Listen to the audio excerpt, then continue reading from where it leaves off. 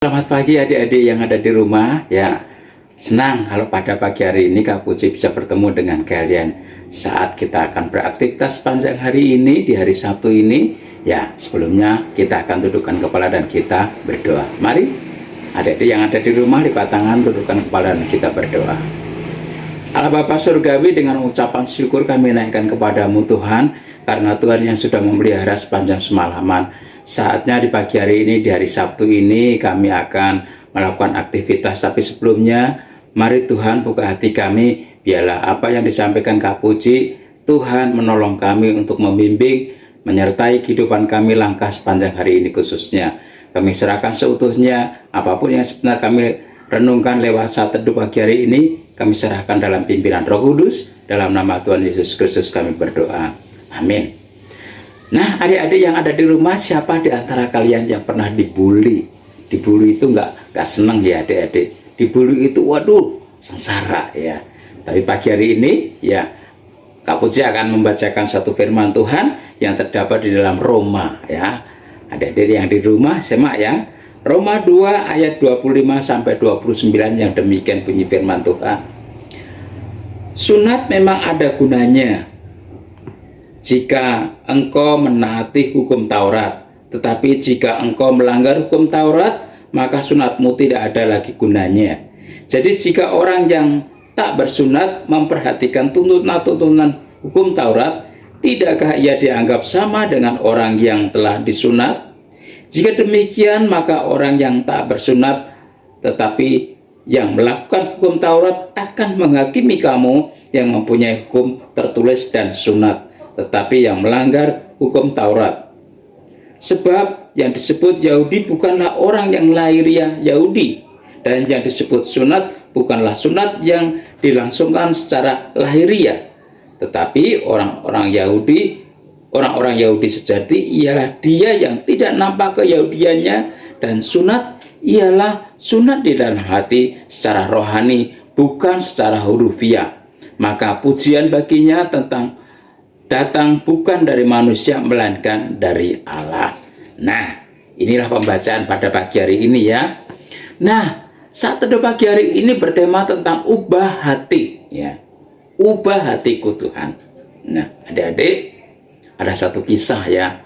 Kisah tentang teman-teman kalian, ada yang namanya Endang dan Kiki. Ya, dua teman ini adalah anak-anak yang baik. Dia berhadapan dengan tiga anak-anak yang nakal-nakal adik ya. Ada Andi, ada Badu, dan ada Bandi. Tiga anak ini bandelnya minta ampun ya. Nah, suatu hari tiga anak bandel ini main bola. Saat dia main bola, dia melirik, itu ada Endang dan Kiki sedang main. Yuk kita kerjain. Bisa yuk kita kerjain ya.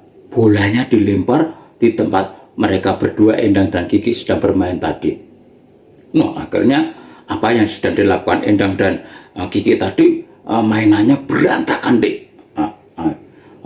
Adik-adik yang ada di rumah ya, mereka menjadi sedih. Nah, saat itu, Andi, Badu, dan Bandi saking kecekikian gitu ya, dia seneng karena dia suka ganggu, usil ya.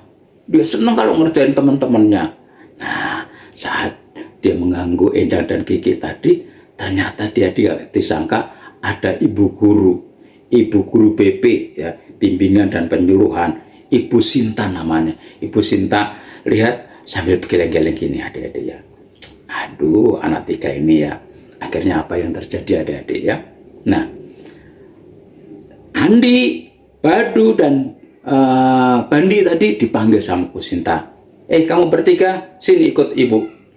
Akhirnya dipanggil satu ruangan. Nah, adik-adik, apa yang dilakukan oleh Bu Sinta?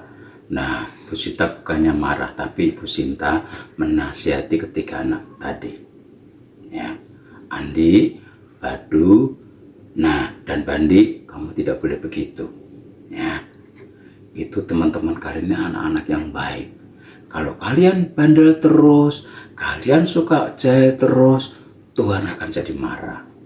Pernah dimarahin sama Tuhan?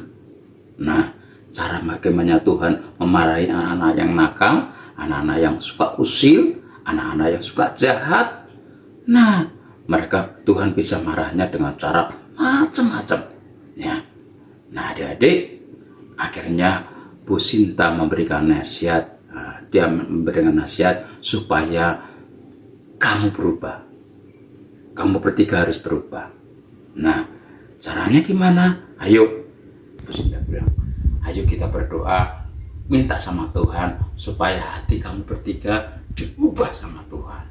Nah, akhirnya bener adik-adik ya. Akhirnya Bu Sintanya berdoa, minta tolong sama Tuhan supaya bertiga ini menjadi anak-anak yang baik. Seperti kayak kalian yang hari kemarin merayakan tahun baru ya.